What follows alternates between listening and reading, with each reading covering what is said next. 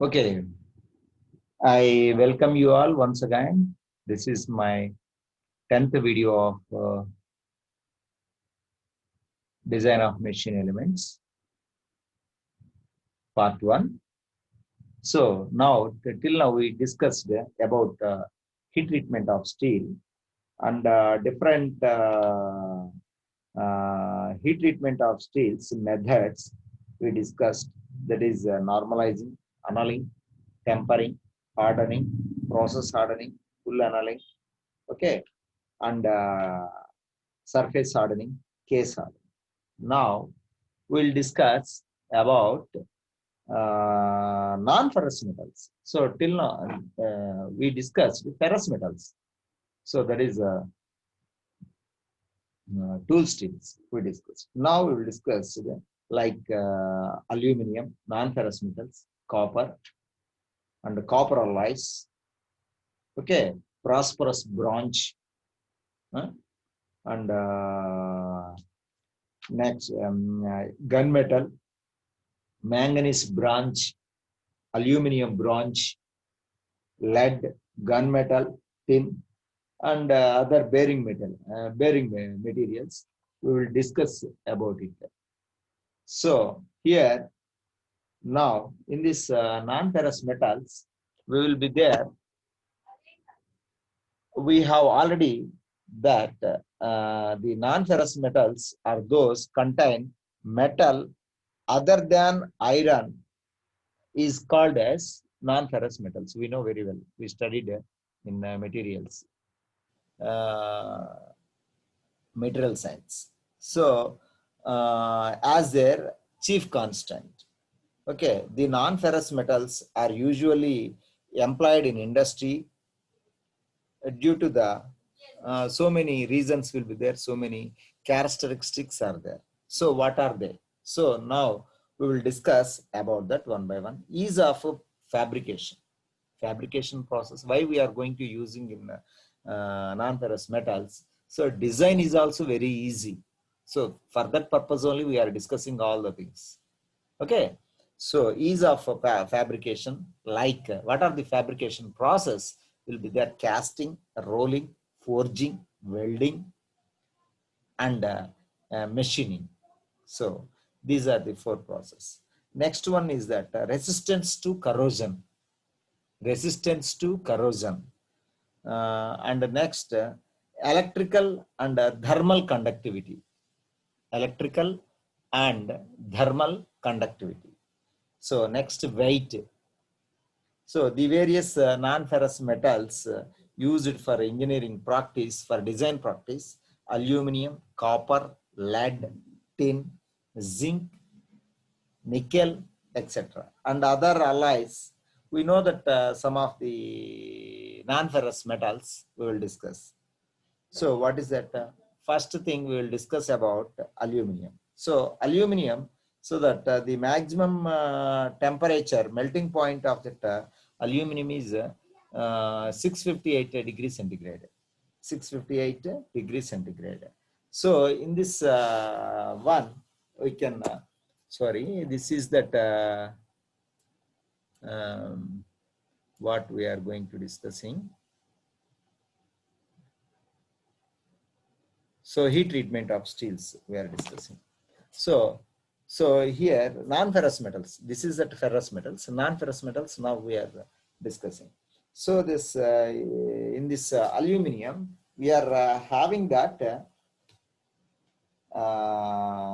when it is produced, it is electrical conductivity process. It is excellent at the conductivity, means it is a characteristic is excellent electrical thermal conductivity, and we are going to collecting its oxides.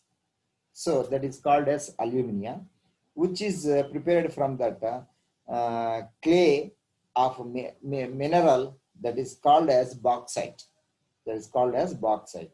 So this light metal, we are having that specific gravity 2.7 and the melting point is 658 degrees centigrade. This aluminum is having melting point is 658 degrees centigrade, as well as that it is very suitable for designing purposes, and it is suitable for piston design. Means the material is suitable for piston.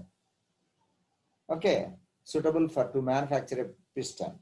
So the specific gravity is 2.7. So the tensile strength is very strong, varies from 90 megapascals to 150 megapascals. So this is regarding about aluminum. This in this pure state, this weak and soft most purposes will be there. It becomes very hard and rigid. So many applications we are going to using. We are going to using for that one. So aluminum alloys. So in this aluminum alloys, there are so many aluminum alloys. Hindalium is aluminum alloy. Magnesium is also one alloy. Via alloy.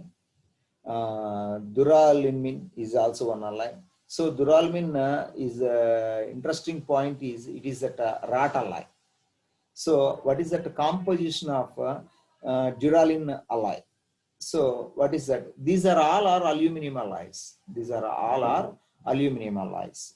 So that we can see that.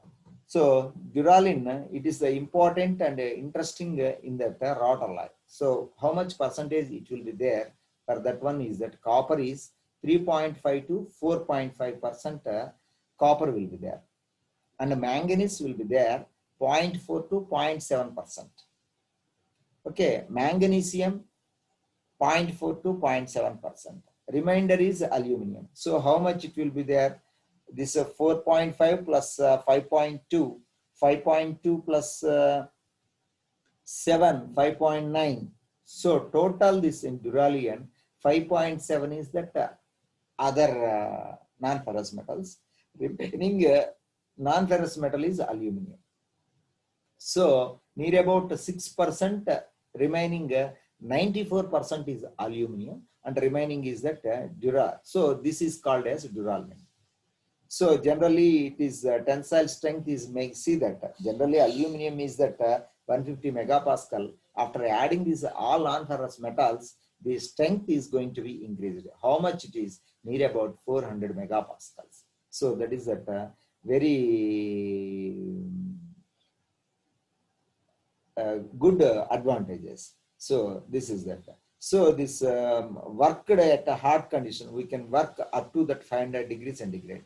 The maximum melting point is for aluminum is 658. Okay, here we can up to that we can work 500 degree centigrades. Generally, we are going to manufacturing this duralumin is first mainly connecting rods. See that duralumin connecting rods, bars, rivets, pulleys. See that.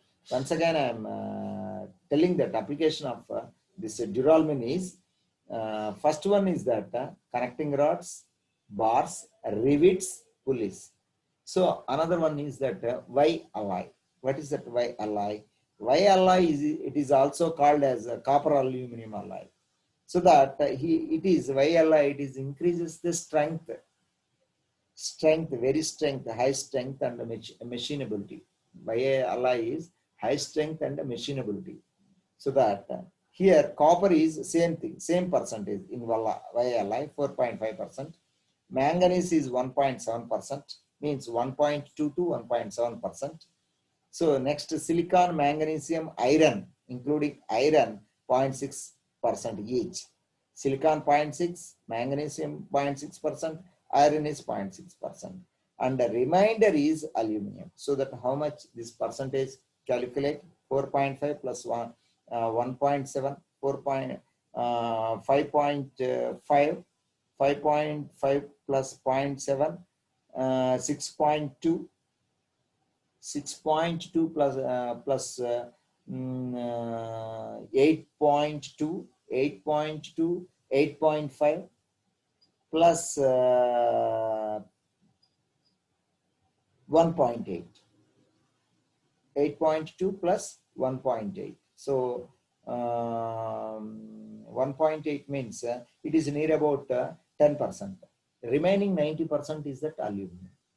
Remaining aluminum is 90%. These things, see, what are the applications I told for Duralium as compared to this one, you can go for that.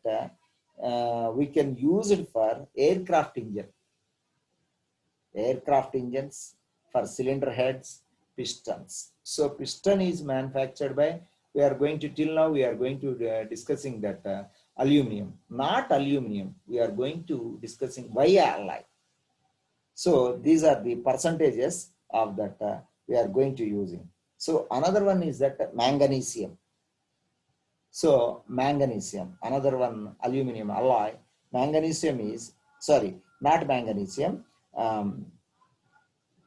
magnesium, sorry. Magnesium is that another one. So that it is this melting of the altitude 2 to 10% of the magnesium. So magnesium, we are magnesium is taken from that only, magnesium.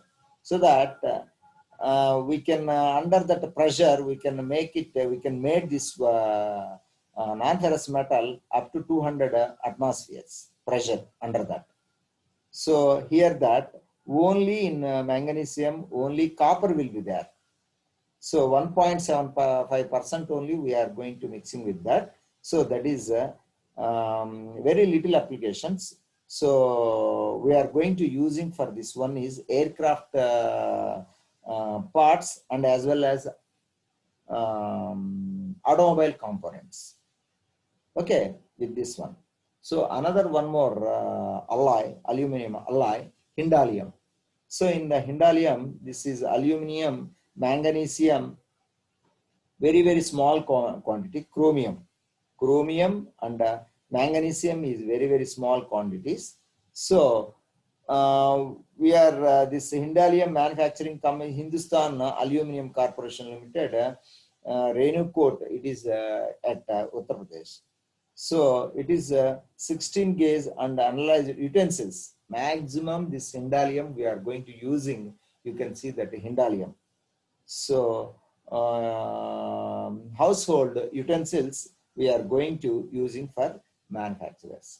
So manganesium we are going to using automobile and aircraft. For via alloy we are going to using cylinder heads, pistons, aircraft. Okay. So this Duralium we are going to using connecting rods, bars, riveted pulleys. Okay. This is that aluminum alloy. So next one is that copper alloys. Another non-ferrous alloys, no, copper alloys. So copper alloys is there. So many copper alloys will be there. Copper zinc alloy, that is a brass, phosphorus bronze, silicon bronze, beryllium bronze, and magnesium bronze, aluminum bronze.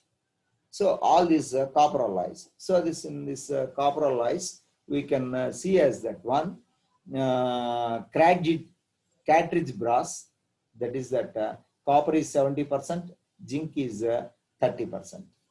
So copper is 70%. And so what are that uses is that for this one is that rolled sheets, wide drawing, deep drawing, and tube manufacturing. That is. Another one is zinc will be there 30%, copper will be there 70%.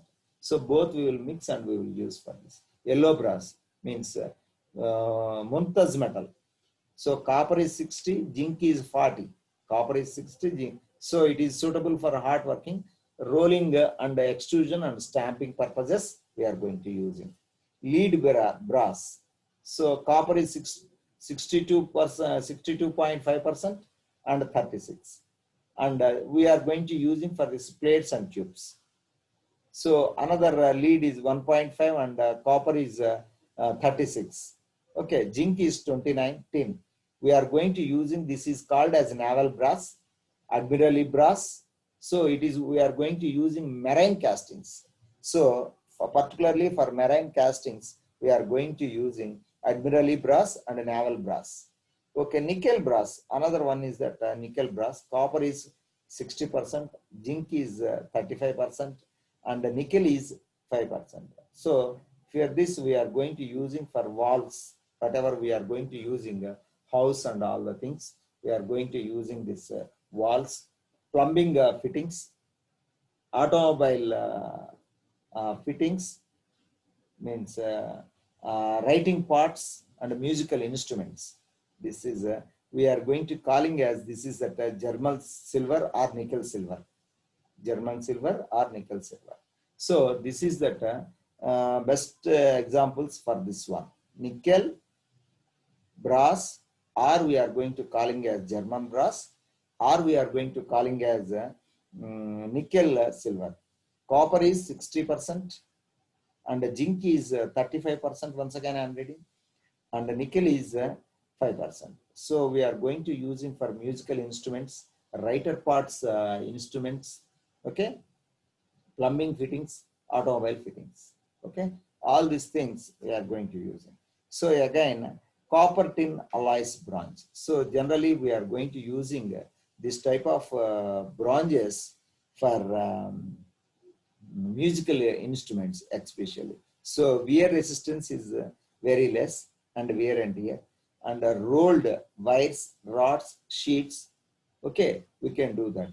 So useful composition is 95% copper and 5% tin, or 75 to 75% of copper or 25% of tin.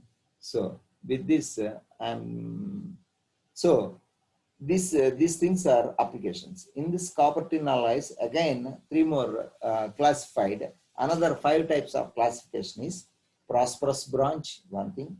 Another one is silicon bronze. Another one is beryllium bronze. Another one is magnesium bronze, aluminum bronze. So remaining these metals, I will non-ferrous metals, I will discuss in that next video.